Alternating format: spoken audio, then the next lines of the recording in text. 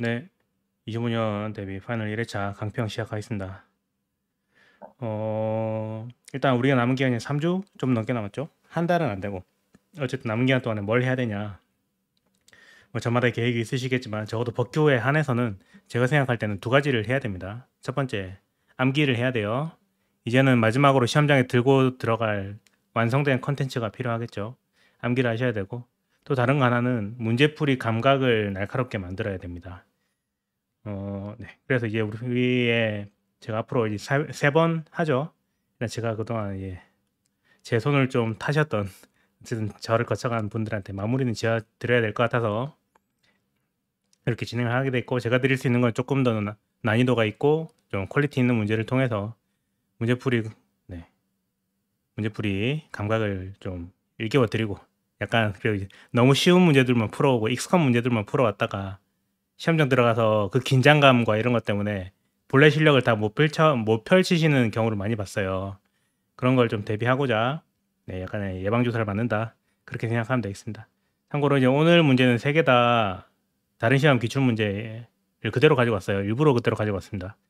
문제 1번은 행시 문제, 문제 2번은 병사 시험 문제, 문제 3번이 또 행시 문제입니다. 어쨌든 볼게요. 바로 보겠습니다. 문제 1번에 물음 1번부터 먼저 볼까요? 항상 우리는 소물음부터 먼저 봐야 되죠. 이의 재결이 취소 소송의 대상이 될 수 있는지 검토하시오. 이 워딩을 보면 바로 우리는 알죠.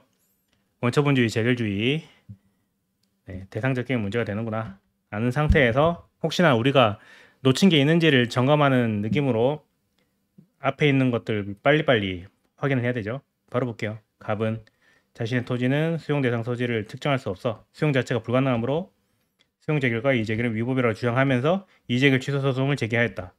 지금 갑은 주장을 수용 재결도 위법, 이의 재결도 위법이라고 주장해요. 그리고 근데 이의 재결을 대상으로 하는 재결 취소 소송을 제기했다. 그럼 우리는 이것만 보고도 위에는 대설문을 보지 않아도 이의 소설문만 보고도 우리 결론까지 갈 수 있죠. 원처분주의, 재결주의의 논의를 통해서 재결 자체 고유한 하자를 이유로 하는 경우에는 아시죠? 재결 자체 고유한 하자가 있는 경우가 아니에요. 재결 자체 고유한 하자를 주장하는 경우에 재결 취소 소송이 가능하다 인 거잖아요. 근데 이 사람은 지금 주장하는 게 수용 재결도 위법, 이의 재결도 위법. 근데 그 주장하는 내용을 보니까 수용 자체가 불가능한데 수용 재결이 내려진 건 위법이다. 그런 주장을 하고 있으니까 아무튼 재결 자체 고유한 하자로 볼 만한 사정이 없죠. 위에 한번 보겠습니다. 대설문. 우리가 그러니까 이제 아시겠지만 여기서 물음 1번에서 쟁점과 이미 결론까지 끌고 나갈 수 있죠. 그런 상황이지만 혹시나 내가 놓친 게 있을까봐 대설문을 보는 거예요. 대설문은 사실관계 위주로 빠르게 진행하면 되겠습니다. 볼게요. A씨는 갑은 토지 소유자네요. 임야 이 사건 토지가 포함된 일대 토지에 대해서 공익사업법, 토지보상법, 이 문제는 토지보상법이라고 했네요.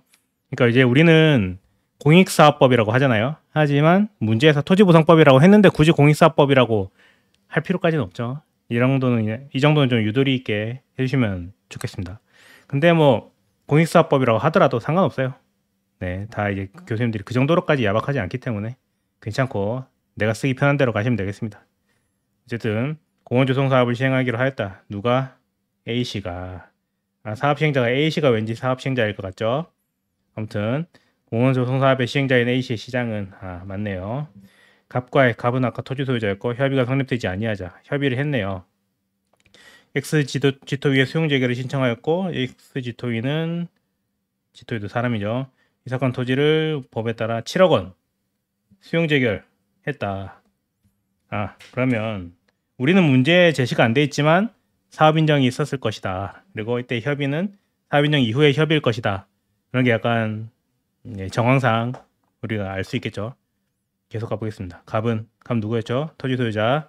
이 사건 토지는 공원용지로 부적법하고 경계, 위치, 면적, 형상 등 확정할 수 없어서 이렇게 해서 주장하다는 이유로 이의를 신청하였다. 이 중토위는 이 수용 자체는 적법이라고 인정하면서 보상금을 늘려줬다. 이의 재결. 특이사항 없네요. 물음 1번은 그냥 그대로 가면 되겠습니다. 그리고 이 상태에서 우리는 바로 문제 1번, 물음 1번의 답을 쓴다기보다는 물음 2번이랑 물음 3번을 보면서 혹시나 내가 내가 물음 1번에서 내가 써야겠다고 생각했던 그 쟁점이 물음 2랑 물음 3에서 나왔을 수 있잖아요. 그래서 그런 건 점검하는 차원에서 빨리 한번 보면 되겠습니다. 물음 2번 토지 보상금이 저금을 이유로 갑이 보상금 증액을 청구하는 행정소송 보증소죠. 보상금 증액 청구 소송을 제기하는 경우에 본안 판결 이전에 고려할 수 있는 소송법상 잠정적인 권리구조 수단에 대해서 검토하시오. 네, 우리 법상이에요. 행정소송법상에 잠정적인 권리구조 수단이라고 하면 가구제 수단이죠. 가구제 수단이고 떠올라야 되는 게 세 가지가 있어요. 집행정지, 가처분, 가집행. 가집행이라고도 있어요. 가집행, 집행. 처음 들어보시는 분도 계실 수 있는데 어쨌든 이런 제도가 있다. 참고로 이제 집행정지 안 됩니다. 가처분 가능하고 가집행도 가능해요. 아무튼 됐고 나중에 예시답 한번 보면서 한번 가고 물음 3번 갑은 보상금 산정에 전제가 된 표공 하자승계 문제죠. 이건 뭐 굳이 안 해도 되는데 이 문제 우리 이제 행시생들은 위화감을 느끼지 못하지만 우리 간평수험생이라면 위화감을 느낄 만한 워딩이 좀 있어요. 같이 한번 보면서 얘기할까요? 갑은 보상금 산정에 전제가 된 표준지 공시지가 결정의 비교 표준지 산정에 오류가 있고 평가액 산정의 평가 요인별 이렇게 불명확해서 적정성, 객관성이 담보되지 않았다는 이유로 표공이 위법이라고 주장한다. 위화감 느끼셨나요? 우리 표준지 공시지가 이 실무에서 이거 하죠. 표공 평가하는 거 하죠.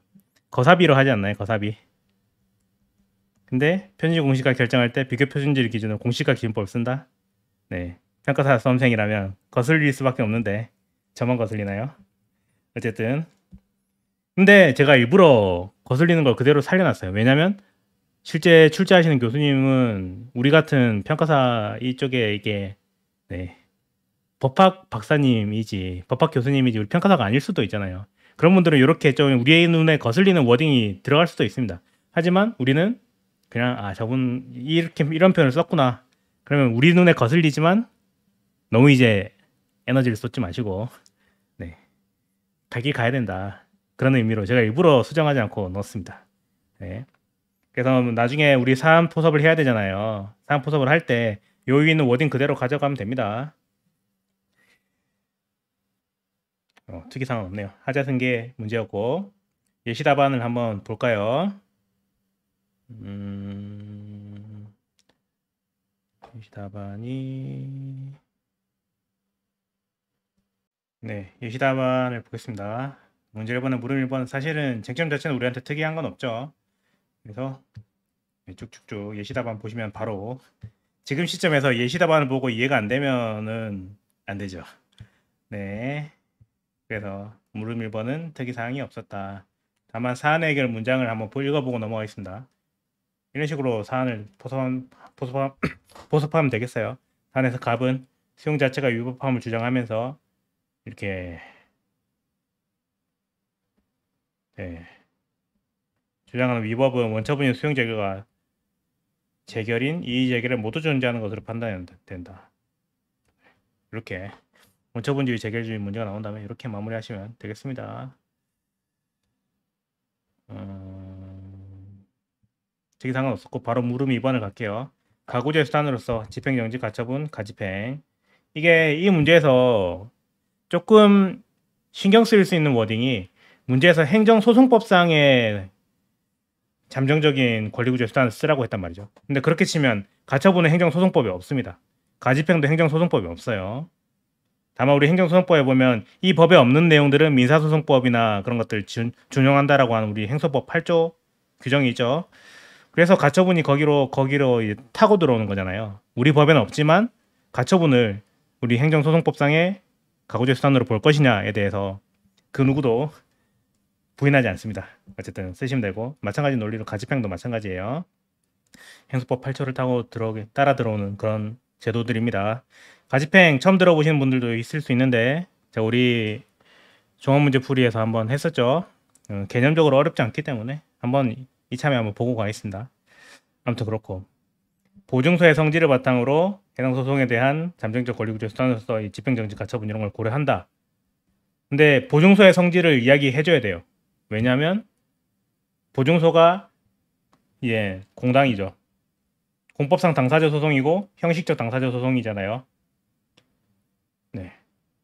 그래서 당사자 소송이기 때문에 가처분 규정이 당사자 소송이기 때문에 집행정지 규정이 준용이 안 된다.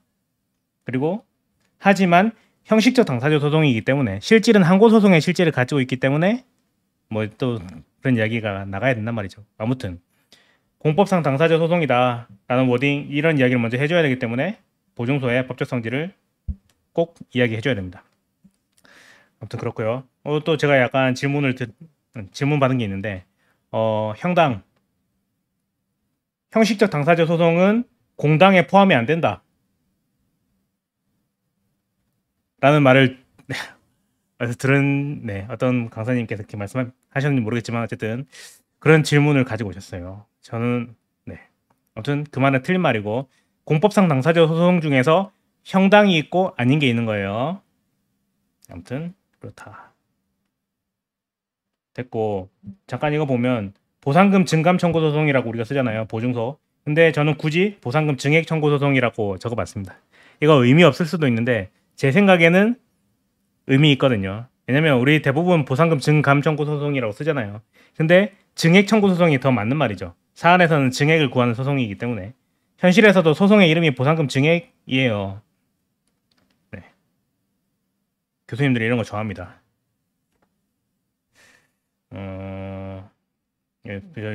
증액으로 바꿀 거 그랬네 여기도. 아무튼 그렇다. 교수님들이 별거 아닌 것 같아 보이지만 정확한 워딩을 썼을 때 근데 이게 이 정확한 워딩을 썼다고 해서 바로 우리에 대한 뭔가 평가가 좋아지는 게 아니고 이런 게 누적됐을 때 그리고 핵심이 되는 그러니까 이제 요런 게 누적이 되면 60점대 답안이 70점대가 갈 수 있는 거예요.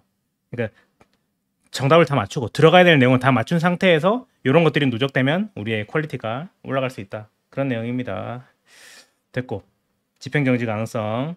그래서 우리 법 88조를 먼저 이야기해 줘야 됩니다. 우리 법 88조에 따르면 이의신청이나 행정소송 제기는 집행부정지 원칙이지만 요건을 갖추면 집행정지가 가능하다. 근데 우리 행소법에서는 당사자 소송은 집행정지를 준용하지 않는다. 23조 맞나요? 24조인가? 집행정지 23조인가? 갑자기 헷갈리네. 그게 중요한 건 아닌 것 같고. 어쨌든 당사자 소송은 집행정지 규정을 준용하지 않기 때문에 일단 집행정지가 안 된다가 첫 번째 우리가 놓은 거예요. 두 번째로는 그리고 이제 실질이 형당으로서 실질이 항고소송이기 때문에 혹시 이쪽 측면에서 집행정지는 안 되는지를 고민을 해볼 수도 있겠죠. 고민을 해봤더니 결과적으로는 금전배상으로 회복이 가능한 손해이기 때문에 특별히 긴급한 필요를 볼 수가 없다. 그래서 집행정지는 안 될 것이다. 이렇게 처리하시면 되겠습니다. 됐고 넘어가서 가처분. 행소법 8조에 보면 이 법에 특별한 규정이 없는 사항에 대해서는 민사집행법이나 등등 규정을 준용하도록 하고 있어요. 그리고 민지법에 있는 가처분이라는 제도가 있는데 그거는 이제 가처분 참고로 이제 제 사무실로 쓰고 있는 오피스텔이 지금 경매로 넘어갔어요. 어쨌든 경매로 넘어가고 막 압류 걸리고 막 경매 저도 이제 뭐 권리 신고하고 막 난리 났습니다. 어쨌든 제 오피스텔에 등기부를 떼보면 뭐 가처분 등기 이런 게 막 적혀 있어요. 어쨌든 더러운 꼴을 당하고 있는데 아무튼 죄송합니다. 가처분이라는 제도가 있고 부동산 등 비금전적 채권에 대한 처분을 임시적으로 금지하는 거예요. 우리 집주인이 지금 이 사람이 투자했다가 지금 어쨌든 이 사람이 함부로 이 부동산을 처분하고 도망칠 수 없도록 그런 처분을 임시적으로 금지하거나 정지시키는 제도가 가처분이에요. 아무튼 그런 거고 항고소송 우리 판례는 항고소송에 대해서는 가처분 부정하고 당사자 소송은 그러니까 당사자 소송에서 만약에 판례가 항고소송에 대해서 가처분을 부정하는 이유는 항고소송에 집행정지가 가능하기 때문이에요. 집행정지가 보다 유효적절한 수단이에요. 가장 파워풀한 수단이 가구제 수단이고 집행정지가 안 되는 경우에 세컨드로 가처분이 나올 수 있는 뭐 그런 우선순위가 있습니다. 어쨌든 항고소송은 집행정지가 되기 때문에 가처분이 마치 우리 보충성처럼 가장 유효적절한 수단이 있으면 그걸 써야 된다. 그래서 항고소송은 집행정지 가능. 따라서 가처분 안 됨. 당사자 소송은 집행정지 안 되고 가처분 가능. 이게 우리 판례의 입장입니다. 우리 이것도 학계에서 누구도 부인하지 않는 내용이고, 아무튼 이렇게 공당의 일종인 보증서에 대해서는 필요한 경우에는 인정함이 타당하다. 저도 계속 거슬리네요. 한번 신경 썼더니 보상금 증액 청구 소송이라고 하는 게 가장 정확한 워딩이 되겠죠.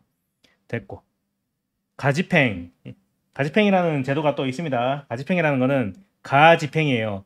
보증서에서 가집행이라는 거는 개념을 보시면 본안 판결 확정 전에 임시로 판결을 집행하기 위한 제도로서 1심, 2심, 3심으로 가잖아요. 그래서 1심에서 보상금이 증액이 됐어요. 근데 지금 보니까 판결 확정 전까지 채권자의 권리를 보호하는 제도인데 채권자의 권리를 신속하게 보호하기 위해서 이루어지는 거고요.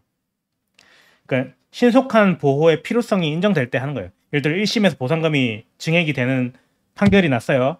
근데 2심, 3심으로 이제 항소, 상고가 올라가게 되는데 보니까 판사님이 봤을 때 이 사람 너무 불쌍해요. 지금 당장 증액된 보상금 적이 없으면 저 사람은 그나마 가지고 있던 재산들 다 날리게 되는 뭐 아무튼 불쌍한 상황이라 가지고 확정 판결이 나진 않았지만 확정 판결이 나진 않았지만 그 중간 신급에서 이 판결문에다 가집행 워딩을 딱 적어 놓는 거예요.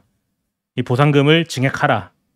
얼마가 적절하다라는 판결을 내리면서 또한 가집행을 명한다. 라는 워딩이 한 줄 더 들어가는 거예요. 그래서 보상금을 일단 먼저 지급하게 하고 만약에 위심으로 올라갔는데 판결이 취소돼서 다시 1심에서 올라갔던 보상 금액이 다시 다운될 수도 있잖아요.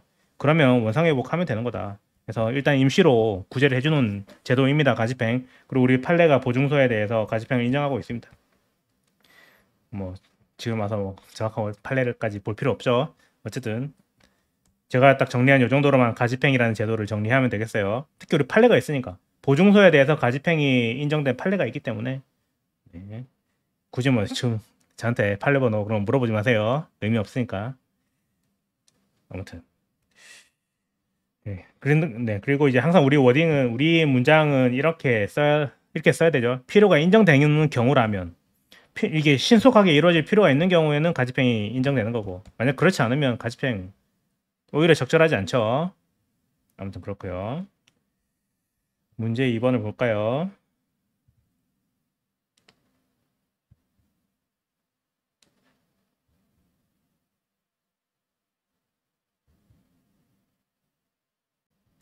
문제 2번이 아니라 물음 3번이죠. 물음 3번 하자승계는 뭐 됐고 사안포섭만 갈게요. 사안포섭을 어떻게 하셨는지 뭐 우리는 늘 해왔듯이 사안 적용에서 1. 요건 충족 여부 따져주고 2. 뭐 인정 여부 그렇게 가죠. 그리고 저 이제 결국 우리는 항상 이거니까 여기가 핵심이죠. 취소 사유에 위법이 있을 것 여기가 핵심이니까 보면 우리가 알고 있는 표준지 공시가 결정 시에 우리 평가서에 기재해야 되는 내용들 있잖아요. 그 내용들을 좀 여기다 가지고 왔어요. 표공에 대해서는 이렇게 가격의 적정성이 엄격하게 요구가 되죠. 네, 전국 단위예요. 어쨌든 중요한 거니까 이를 위해서는 이렇게 이런 내용들 평가 원인을 구체적으로 특정해서 명시함과 아울러서 이 참정 내용과 정도가 객관적으로 납득이 갈 정도로 충분히 설명되어야 한다. 네, 이런 내용들 다 아시죠? 네, 관련 판례도 있고 아무튼 그래야지만 이렇게 될 것이다. 그런데 사안에서 갑은 표공 결정 시에 비교 편지 선ting 오류가 있고 이렇게 주장을 하고 있다. 이게 그냥 우리 설문에 나왔던 그 문장을 그대로 복붙을 한 거죠. 어쨌든 그렇게 주장을 하고 있다. 만약 이러한 갑의 주장이 사실이라면 이 갑의 말대로 정말로 표준지 이런 오류가 있고 산정 시에도 이제 참작의 내용 같은 거를 불명확하게 대충 얼버무려 쓸 수도 있고 아닐 수도 있잖아요. 근데 만약 사실이라면 정말로 이 사람이 주장대로 정말로 그렇게 부실하게 이루어졌었다면 사안의 표본 결정은 적정성과 객관성이 담보되지 않기 때문에 위법이다. 다만 그 법 위반의 중대성은 인정되지만 일반인의 관점에서는 명백하진 않다. 그래서 취소 사유다. 이렇게 처리하시면 되겠습니다. 나머지 조건 특별히 문제되지 않고 하자승계 인정 여부에서 하나의 법률 효과를 목적으로 하는지 시간적 선후 관계는 인정되지만 아니다. 예측 가능성, 수익 가능성에서는 우리가 공시지가 제도에서는 원칙적으로는 그냥 결정 공시만 하고 끝나죠. 근데 필요하다고 인정되면 개별 통지를 해줄 수 있게 되어 있는 거죠. 그래서 과거에는 개별 통지를 안 해주는 경우가 대부분이었습니다. 근데 요즘은 개별 통지를 거의 한다고 들었어요. 제가 토지를 소유하지 못해가지고 아직 저는 개별 통지를 못 받아봤는데 어쨌든 지금은 다 한다고 들었습니다. 아무튼 이런 관련 법령에 따르면 표공 결정 시에는 이를 공시해야 되고 필요한 경우에 개별 통지를 할 수 있어요. 만약 사안에서 사안에서는 정확하게 안 나와 있습니다. 갑에게 개별 통지가 있었다면 갑은 이에 불복해서 기간 내에 이의신청, 행정심판, 행정소송 등의 수단을 사용할 수 있었을 것이다. 근데 제소기간 내에 다투지 않은 것은 특별히 예측 불가능하다거나 수임 불가능하다고 보기 어려울 것이다. 그래서 예측 가능하고 수임 가능하기 때문에 하자 승계가 안 된다. 그 말이죠. 반면에 개별 통지를 하지 않는 경우라면 그 다음에 우리가 알고 있는 그냥 일반적인 내용들 장래 보상이 이뤄질 걸 대비해서 미리미리 주시하도록 하는 건 부당하게 높은 주의음을 지우는 것이고 그리고 과거의 표공이 잘못됐던 게 금액이 잘못된 게 명확한데 그때 다투지 않았다는 이유만으로 정당 보상 실현이 안 돼 버리면 그건 수인 한도를 넘는 불이익인 거잖아요. 네. 아무튼 그렇다. 얘 둘 다 그래서 이제 보시면 목차를요.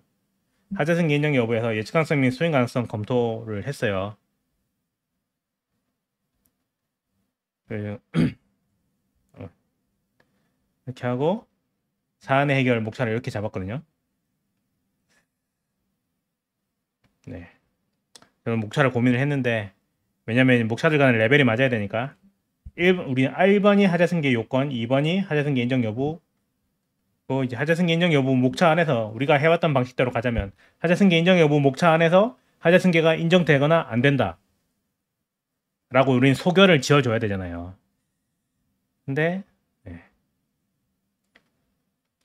그러니까 이제 소결을 짓고 마지막 사안의 해결에서 한 번 더 짚어주는 식으로 우리는 답안지를 작성해 왔잖아요. 근데 이제 이런 식으로 쓸 수도 있다라는 걸 보여드리려고 한번 일부러 이렇게 따로 빼서 적어봤습니다. 그래서 사안에서 하자승계 요건은 충족이 되고 근데 만약 개별 통지를 하지 않았음에도 이렇게 한 경우라면 하자승계 인정 안 될 것이고 보증서에서 주장할 수 없을 것이다. 하지만 개별 통지가 없어서 기간 내에 다툴 수 없었던 경우라면 예측 불가능, 수인 불가능한 경우로서 하자승계 인정될 수 있을 것이다. 따라서 이렇게 네, 마무리 지어봤습니다. 다음 문제 2번으로 가볼게요. 네, 문제 2번이고요. 문제 2번은 변수화 시험 문제고 네, 계획 변경 청구권이랑 원고 적격 문제였습니다. 계획 변경 청구권은 아예 처음 들어보시는 분도 계실 수 있다고 생각해요. 그래서 최근에 그러니까 사실은 우리 시험의 영역은 전 아니라고 생각이 들지만 최근에 이제 행정법계에서 약간 행정법 학계에서 약간의 이슈가 됐던 판례도 조금 이제 판례가 약간 변경이 있었던 쟁점이라서 한번 넣어봤고요. 그렇게 복잡한 개념은 아닙니다. 행정계획의 변경을 요청할 수 있는 권리. 일개 개인에게 행정계획이라는 게 이제 철저하게 공익을 위해서 이제 입안되고 이제 진행되는 게 행정계획이잖아요. 근데 일개 개인이 그런 행정계획의 변경을 이제 행정청이 이제 시군구청장 그런 사람들이 엄연히 고려해서 행정계획을 수립했는데 그 일개 개인이 자신의 사익을 위해서 그런 행정계획을 변경해달라고 또는 폐지해달라고 요청할 수 있는가? 계획 변경 청구권이라는 개념이 있는 거죠. 그리고 이제 딱 그냥 뉘앙스만 들어봐도 알겠지만 원칙적으로 인정 안 됩니다. 왜냐면 행정계획의 특성 때문에 그래요. 공익을 위해서 만들어진 제도인데 정말로 그 사람 개인의 사익 보호가 정말로 필요한 경우가 아니라면 계획 변경을 요청할 수가 없게 되는 거죠. 아무튼 문제 한번 볼게요. 갑은 빚이 해소자한 자신 소유 토지의 90% 포함되고 이렇게 제외해달라. 네, 수용 대상이 되니까 자기 토지를 이렇게 사고에 제외해달라는 내용으로 산업단지 개발 계획의 변경을 신청하고자 한다. 네, 관련해서 산업단지 개발 계획의 법적 성질을 설명하고 행정 계획의 법적 성질을 설명하고 이 사람에게 계획의 변경을 요청할 수 있는지 검토하시오라고 되어 있는데요. 우리가 이제 1차 지금 이제 너무 멀리 와버렸지만 1차 때를 생각해 보면요. 저는 아직도 기억납니다. 벌써 6년, 7년, 6년이 지났지만 7년이 지났지만 기억나는 게 이상곤 선생님 우리 하우패스의 부공법 그 감관법 1차 강사 이상곤 선생님이 이제 막 노래 만들어서 해주시잖아요. 그중에 뭐 입안 제한된다. 입안 제한. 주민들은 입안 제한 할 수 있다. 국계법에 따르면 이러이러한 지구 단위 계획 수립에 대해서 그 지역 내 주민은 입안 제한을 할 수 있다. 네. 기존의 지구 단위 계획을 변경해 달라는 제안을 할 수 있고 새로운 지구 단위 계획을 수립해 달라고 입안 제한을 할 수도 있다. 네. 입안 제한된다. 네. 어쨌든 그 입안 제한 그러면 국계법에서 지구 단위 계획도 행정 계획이잖아요. 국계법에서 지구 단위 계획에 대해서 그 지역 내 주민에게는 계획 변경 청구권이 인정이 되는 거예요. 왜 인정되죠? 법에 명시해 놨으니까 그런 겁니다. 다시 계획 변경 청구권이라는 개념 자체를 제가 약간 딱 직관적으로 설명드리려고 하는 거예요. 행정 계획이라는 건 공익을 위해서 만들어진 것이고 어지간하면 개인에게는 행정 계획을 수립해 달라고 또는 기존의 계획을 폐지하거나 변경해 달라고 요청할 권리가 없어요. 왜냐면 행정 계획이라는 게 애초에 그런 제도이기 때문에 그런 건데 근데 아까 방금 말한 것처럼 국계법의 경우처럼 개별 법률에서 입안 제한을 할 수 있다는 그런 내용이 있다면 행정계획 변경 청구권이 인정될 수 있는 거예요. 왜냐면 법이 있으니까 뭐 법대로 했다는데 누가 뭐라 하겠습니까? 아무튼 그런 건데 참고로 이거 변호사 시험 문제고 저 뒤에 이 변호사 시험 문제에서는 변호사 시험은 참고로 이제 문제 사이즈가 좀 큽니다. 참조 조문도 뒤에 굉장히 길게 막 제시가 돼 있었어요. 그리고 심지어 아무튼 제시가 돼 있는데 심지어 이제 이게 산업입지법이잖아요. 산업입지법에서는 이 계획 변경 청구권이 규정이 안 돼 있어요. 근데 변시 문제에서는 참조 조문에다가 가상의 법률이다. 현행법을 이 문제를 위해서 약간 바꿨으니까 그러니까 실제 산업입지법 말고 우리가 제시해 놓은 약간 각색한 법조문을 가지고 문제를 해결하라는 식으로 출제를 하셨어요. 이 변시 교수님께서. 아무튼 그래서 만약에 우리 시험은 그렇게 법조문을 각색하지 않고 그대로 내죠. 그래서 우리는 고민할 필요는 없는 거고. 아무튼 제가 드리고 싶은 말은 이렇게 국계법의 경우처럼 만약에 입안 제한을 할 수 있다라는 규정이 있어서 행정계획 변경 청구권이 인정되는 경우라면 무조건 참조 조문이 제시가 될 거예요. 근데 참조 조문이 제시가 안 된다면 계획 변경 청구권은 인정되지 않는다라고 생각하셔도 무방하게 됩니다. 아무튼 됐고 대설문 보겠습니다. A도 BC 시장 X는 산업입지법에 따라서 맞네 10만여 제곱미터. 네, 좋은 이야기죠. 이렇게 지정을 신청하였다. 왠지 시장 X가 사업시행자일 것 같네요. 지정을 신청했더니 도지사 Y는 절차에 따라서 이렇게 해서 계획을 수립하고 지정고시하였다. 네. 산업단지 개발 계획을 수립하고 위 대상 토지를 산업단지로 지정고시하였다. 마치 우리 정비사업구역으로 지정고시하듯이 도시첨단 산업단지로 지정고시한 거예요. 도정법에 따라서 정비구역으로 지정하듯이 산업입지법에 따라서 지정고시를 한 겁니다. 아무튼 근데 이런 단지는 환경영향평가의 대상이다. 그리고 요 워딩을 보는 순간 우리 공부를 열심히 하는 사람이라면 혹시 제3자의 원고 적격이 문제되지 않을까? 그런 것 정도는 이제 좀 팝업이 될 수 있을까요? 제가 너무 과도한 주의의무를 요구하고 있나요? 어쨌든 그렇다. 물음 1번은 그냥 행정계획 변경 청구권이다. 특이사항은 없고 물음 2번을 볼게요. 원고 적격 관련해서 취소 소송의 적법성을 검토하래요. 역시 제3자의 원고 적격이 쟁점일 것 같죠. 보겠습니다.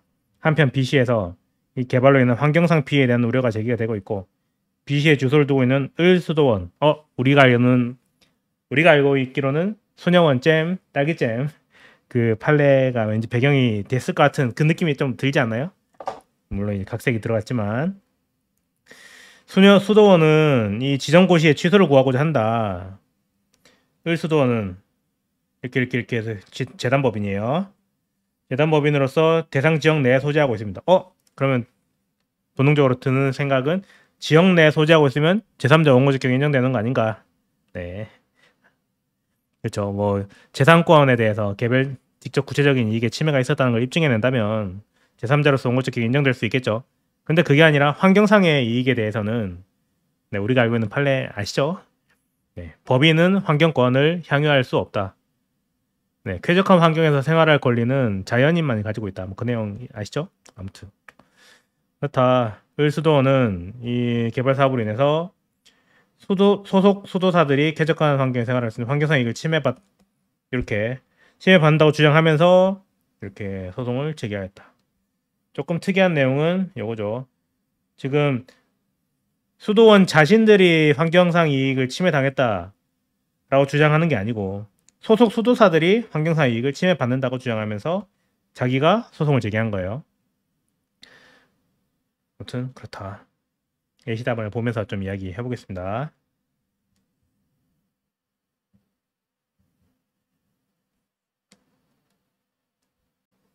네, 문제 2-1번 계획의 법적 성질을 설명하고 계획 변경 청구권이 인정될 수 있는지. 네, 행정계획으로서 처분성을 이야기를 해줘야 된단 말이죠. 그럴 때는 전형적인 처분 말고 나머지 행위에 대해서 법적 성질을 이야기해줄 때는 항상 처분의 개념을 먼저 적어주고 시작하는 게 적어주고 시작해야 합니다. 네, 이게 5월 전략이에요. 네, 전형적인 처분 같은 경우에는 예를 들어 뭐 인가, 특허 그런 거 같은 경우에는 바로 치고 들어가면 됩니다. 근데 그렇지 않아요. 행정계획, 뭐 권력적 사실행위 이런 것들 네, 그런 경우에는 처분의 개념을 먼저 적어주고 행정계획으로 넘어가는 게 좋겠어요. 그래서 이제 행정계획에 대해서는 네, 개별 검토한다. 그다음에 사안의 경우에는 이래저래 해서 항고소송의 대상이 처분이다. 구속적인 행정계획으로서 이렇게 하시면 되고 또 이제 우리는 어떤 행위의 법적 성질을 이야기하라 그러면 처분인지 아닌지 처분이라면 구체적으로 무슨 처분인지 기속인지 재량인지 그런 것들을 다 해주게 되잖아요. 어쨌든 거기에 대해서 우리 재량이다. 근데 재량 중에서도 계획재량이다. 광범위한 형성의 자유 계획재량이라고 한다. 이렇게 해서 일반적인 행정재량이랑 질적으로 구별되는 것이다. 단순히 재량의 크기가 양적인 재량의 크기가 작냐 크냐의 문제가 아니라 질적으로 애초에 성질성 다르다. 그런 거죠. 그 다음에 계획변경 청구권에 대해서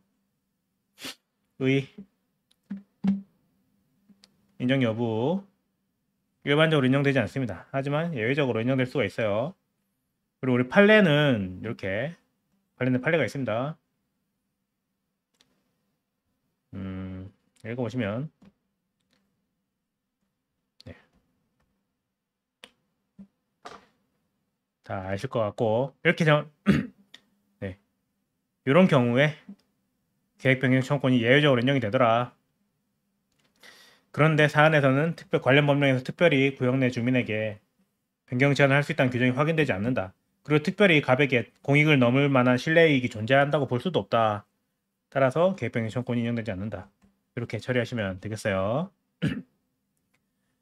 근데 참고로 이제 아까도 말씀드렸지만 실제 변시 문제에서는 그 법조문 산업입지법을 그 출제 교수님께서 좀 각색을 하셔가지고 위반 또는 계획 변경을 청구할 수 있다라고 법 규정을 만들어 놓으셔가지고 어쨌든 실제 만약 변시 문제를 찾아보실 생각이 있으시다면 왜 찾아보려고 생각하시는지 어쨌든 만약에 정말 보고 싶다면 그 참조 조문이 그런 게 있다. 참조 조문 때문에 결론이 달라질 수 있다. 그렇게 생각하시면 되겠어요. 문제 2번 제3자 원고적격 이거 이 설문에서요 그냥 원고적격만 이야기하라고 했어요. 사실은 그랬는데 설문의 마지막 문장에서 원고적격을 바탕으로 소송의 적법성을 이야기하라 그랬잖아요. 그래서 그냥 이렇게 한 꼭지 목차 하나 잡아가지고 이렇게 적어줬습니다. 이렇게 요건 쭉 해주고 사안에서는 특별히 문제되지 않기 때문에 원고적격을 중심으로 검토한다. 이렇게 하고 원고적격 이야기만 쭉 하면 되는 거죠. 원고적격에 대한 일반론을 쭉 적어주고 제3자의 원고적격 이야기 해주고 이런 경우가 이런 경우를 이웃 소송이라고 합니다. 아시죠? 뭐 경원자, 경업자, 이웃. 저는 이렇게 구분할 이유는 없다고 생각하지만 네, 할 수 있다면 그러니까 일반 행정법에 그러니까 우리 간평에서는 사실 전 구분할 실익이 없다고 생각해요. 하지만 일반 행정법에서는 교수님들이 이런 걸 구분 네, 구분 짓고 있거든요. 그래서 일반 변호사 시험 문제이기 때문에 저도 이렇게 그 동네 로마 법에 따라서 이렇게 해봤습니다. 아무튼 원고 적격. 그리고 이 설문에서 환경영향 평가 대상 지역 내라고 했기 때문에 이것도 그냥 언급을 해줬고요. 그래서 이미 근데 설문에서 대상 지역 안에 있다고 했기 때문에 대상 지역 밖의 주민에 대한 이야기는 일부러 뺐습니다.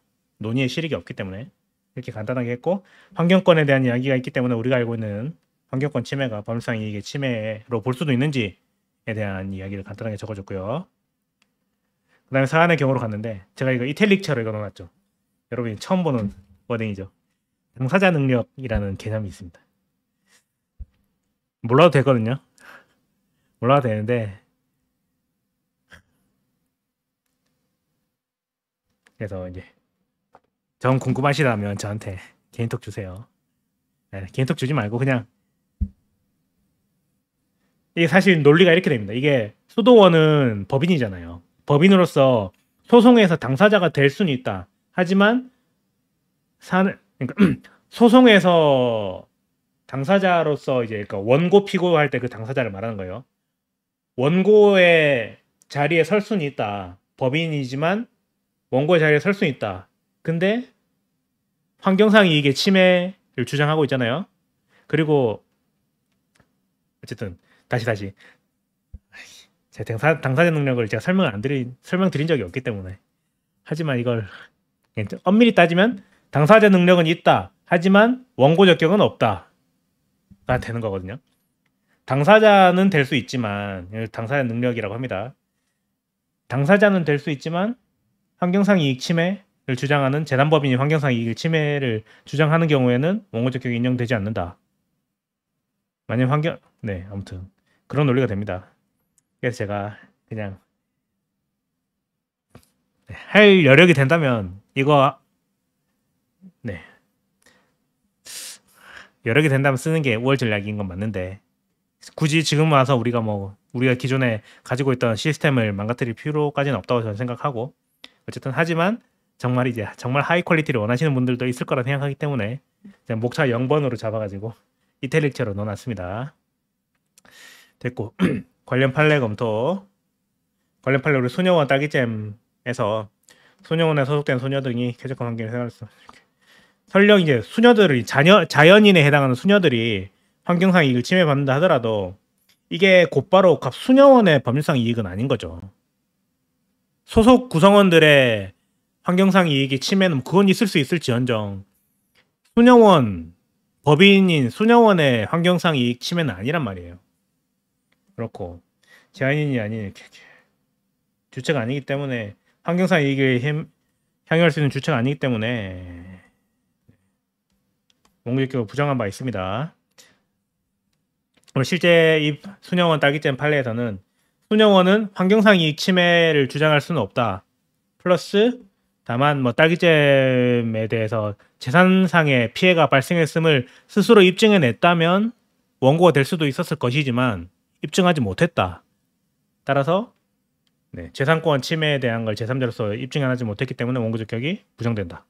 그런 게 기존의 수녀원 딸기잼 판례의 내용이죠. 어쨌든 소개를 해줬고요. 사안의 해결. 그래서 환경권은 자연인만이 누릴 수 있고 수도원은 대상지역 내에 위치하고 있지만 재단법인으로서 이렇게 향유할 수 있는 주체가 될 수 없다. 또한 소속 수도사들이 환경상 이익의 침해를 이유로 수도사들이 침해당했다는 걸 이유로 수도사들에게 원고 적격이 인정될 수는 있어요.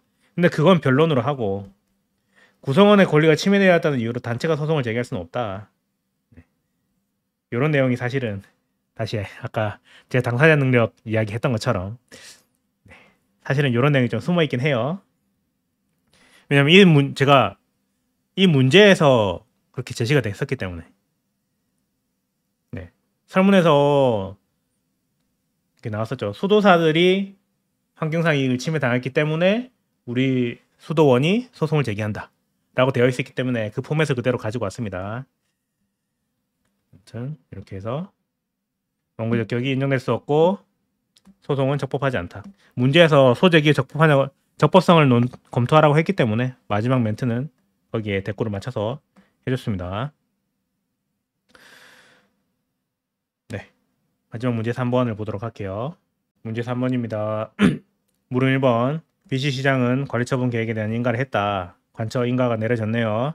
조합원 갑은 관리처분 계획이 위법하다는 이유로 인가처분의 취소를 구한 소송을 제기했어요. 실제로는 인가처분 취소 소송을 제기했는데 그 이유로는 주장의 이유로는 관리처분 계획이 위법이다 라고 했어요. 관리처분 계획 인가의 기본 행위로서 관리처분 계획인 거죠. 아무튼 이 경우에 협의회 소액에 대해서 검토하래요. 우리는 알고 있죠. 인가처분과 관련된 보충성 그 논의를 알고 있죠. 기본 행위를 가지고 다투면 한 큐에 끝나는데 굳이 인가처분을 가지고 다퉈가지고 인가처분 취소시켜봤자 기본 행위는 여전히 살아있다. 그런 경우에는 그냥 기본 행위를 가지고 한 큐에 다투면 끝나는 거였는데 보다 유효적절한 수단이 있는데 굳이 항고소송을 제기했다. 그건 보충성 측면에서 협의회 소액이 인정되지 않는다. 뭐 그런 내용이죠. 우리 기출에서 한번 나온 적이 있었죠. 25회 조합 설립 인가랑 관련해서. 아무튼 지금 우리 시험에서 도정법이 심심치 않게 나오고 있잖아요. 그 중에서 이제 도정법에 굵직굵직한 것들은 하나씩 나왔어요. 그리고 제 생각에는 다음에 또 만약에 나온다면 관리처분 계획이랑 관리처분 계획 인가가 나올 가능성이 높다. 그래서 잘 준비하시라는 마음에서 넣어놨습니다. 이게 2022년 행시 문제인가 그래요. 보겠습니다. A조합 재건축이네요. A조합은 재건축 사업을 시행할 목적으로 조합 설립 인가 및 등기를 마쳤다. 조합 설립 인가는 특허죠. 조합 설립 인가가 내려지면 조합은 기존에 이제 그냥 동네 사람들의 반상회가 아니라 공법인으로서 행정 주체가 되죠. 처분을 할 수 있는 행정 주체가 되는 거죠. 아무튼 등기를 마쳤다. A 조합은 조합총회에서 관리처분 계획안을 의결하고 조합총회 결의죠. 계획안을 의결하고 관리처분 계획의 인가를 신청하였다. 특이사항은 없네요.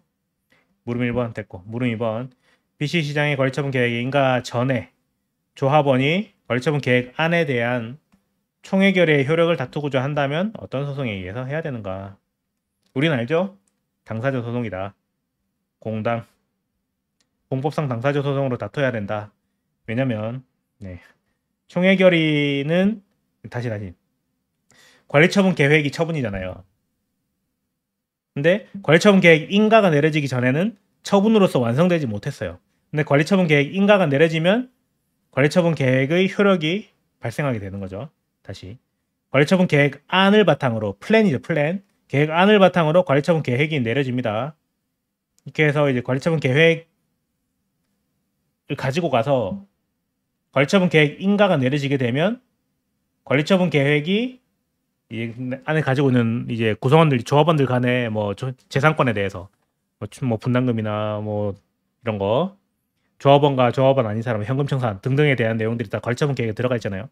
어쨌든 인가가 내려지면 관리처분 계획이 가지고 있는 그 내용이 법적인 효력을 발생하기 시작합니다. 근데 인가가 내려지기 전까지는 아무런 권리 의무 관계 변동이 없어요. 그래서 인가가 내려지기 전까지는 말 그대로 관리처분 계획안 상태에 있어요. 안 상태에 있다가 인가가 내려지면 관리처분 계획이 되고 관리처분 계획 인가가 되고 뭐 그런 거죠. 아무튼 그런데 조합총회 결의는 그 안을 만드는 과정에 있어요. 그런 상황에서 총회 결의 효력을 다투고자 한다. 총회 결의가 잘못됐다. 나한테 뭔가 숨겼다. 의결의 과정에서 뭔가 잘못이 있다라고 다투고자 하는 상황에서 어떤 소송을 해야 되는지. 만약에 이게 우리는 행정법의 영역이잖아요. 아무튼 됐습니다. 이게 공법인이고 A 조합이 공법인이고 공법인 내부의 구성원들 간의 다툼이기 때문에 그 사람들 간의 권리 다툼은 공법상의 권리 관계에 대한 다툼이고 그래서 공당이 되는 것이다. 만약에 이 A 조합이 민간인들 뭐 예를 들면 평가사 협회라든지 이런 민간인들의 모임이었다면 이런 결의의 효력을 다투고자 하는 경우에는 민사소송으로 갔어야 될 거예요. 근데 A조합이 공법인이기 때문에 공법인 내부의 의사결정 과정의 하자를 다투고자 하는 경우에는 당사자 소송으로 가는 것이다. 네, 예시답안 보고 마무리할게요. 문제 3번의 1번 권리처분 계획인가의 법적 성질을 바탕으로 기본행위가 아닌 인가 처분의 취소를 다투는 소송의 협의 소익, 보충성을 검토한다. 내용은 우리가 아는 그 내용입니다. 인가에 의 관리처분 계획의 경우에는 처분이다. 관리처분 계획 인가의 경우에는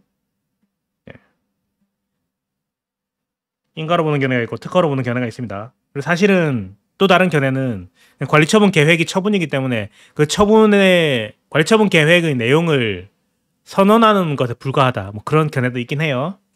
어쨌든 하지만 우리는 인가라는 워딩을 보면 인가인지 특허인지로 구별하기로 했으니까 이런 견해가 대립이 되고 우리 판례는 보충행위로서 가능성 인가로 보고 있다. 네, 생각해보건데 이렇게 가능성 인가로 보는 게 타당하다. 관리처분 계획 인가는 가능성 인가입니다. 다른 생각하지 마세요. 어쨌든 그 다음에 협의의 소익 의 적어주고 인가처분의 경우에 협의의 소익 이야기가 있죠. 그래서 간단하게 적어주고요. 인가에는 하자 없이 기본행위에만 하자가 있는 경우에는 민사소송을 통해서 기본행위 위법이 확정되면 인가처분은 무효인 사실관계 기반에서 내려진 것으로서 별도의 소송이 필요 없이 곧바로 위법하게 된다.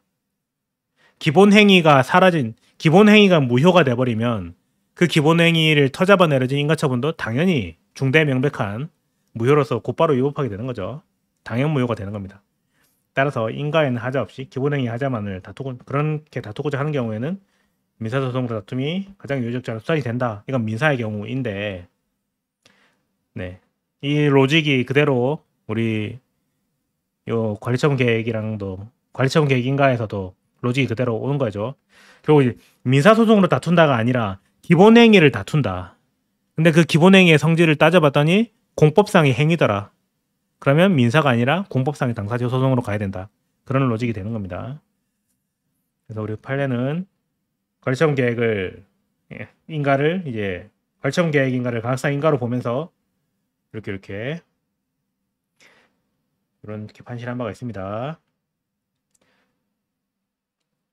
그래서 관리처분 계획 인가가 내려지게 되면 사실은 관리처분 계획이 확정이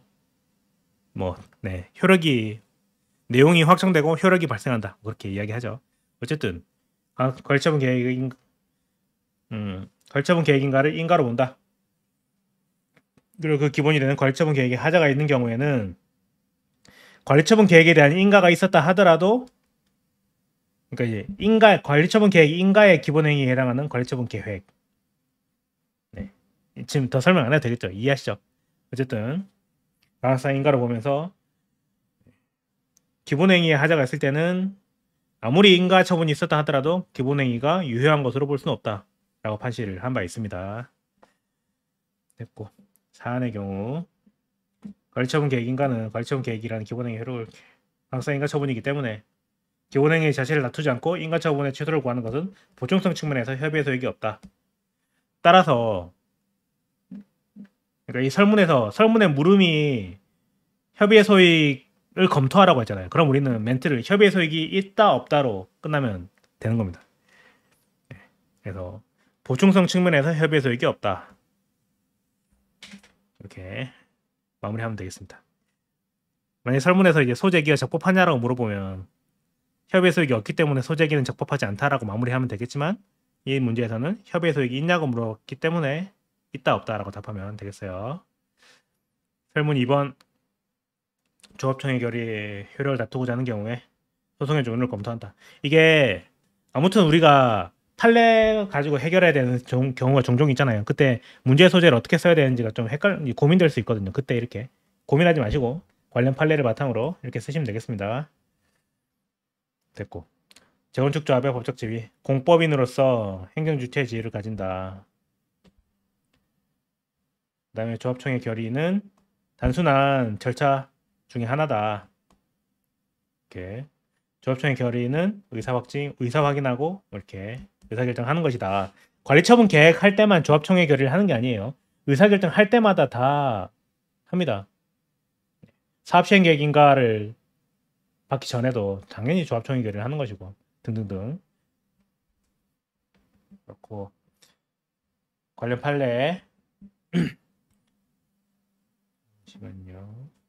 관련 판례 검토 우리 종합문제 풀이에서 한번 다룬 적이 있었던 그 판례입니다. 그래서 판례는 이런 이 문제 사항과 같은 경우에 조합총회 결의를 효력을 다투는 소송은 절차적 요건 관리처분 계획의 절차 중에 하나다. 절차적 요건은 전부 다 효력 유무에 관한 소송이다. 관리처분 계획이라는 처분을 하는 그 과정에서 있었던 절차인 총회 결의. 그 총회 결의가 유효인지 무효인지 확인해 달라는 소송인 거잖아요. 그런 소송이라면 일단 처분을 다투는 게 아니죠. 권리처분 계획 자체를 다투는 게 아니라 총회 결의를 다투고 있기 때문에 항고소송은 안 되는 거예요. 어쨌든 그리고 공법상의 법률관계에 관한 것이기 때문에 행정소송법상의 당사자 소송으로 다퉈야 한다 라고 판시를 했습니다. 다만 관리처분 계획 인가고시가 내려진 이후에는 관리처분 계획에 대한 항고소송으로 다퉈야 한다 이렇게 판시했습니다. 마지막 사안의 해결. 사안의 경우 이게 결국 당사자 소송이 결론이잖아요. 근데 우리는 테크닉을 한번 쓰는 거예요. 혹시나 항고소송은 안 되는지, 안 된다 결론인 거 알지만 한번 적어주는 거예요. 네, 이런 테크닉입니다. 문제에서 소송에 어떤 소송을 해야 되는지 물었을 때 우리는 당연히 결론을 알고 있지만 한 번 더 언급해 주는 정도. 네, 좀 기교를 부려봤고요. 그래서 당사자 소송 이렇게 하시면 되겠습니다. 네. 형은 여기까지, 예시답안 여기까지고요. 네, 여기까지 하겠습니다. 제가 1회 차는 여기까지 하고요. 2회 차는 다음 주에 다시 한번 이야기하도록 하시죠. 다음 주에는 법 개정된 내용을 가지고 좀 이야기해 보려고 해요. 그래도 우리 행정기본법에 좀 법이 개정된 내용들이 있고 그렇다 보니까 그런 것들 위주로 법 개정된 내용들을 위주로 문제를 좀 내보도록 하겠습니다. 네, 수고하셨습니다.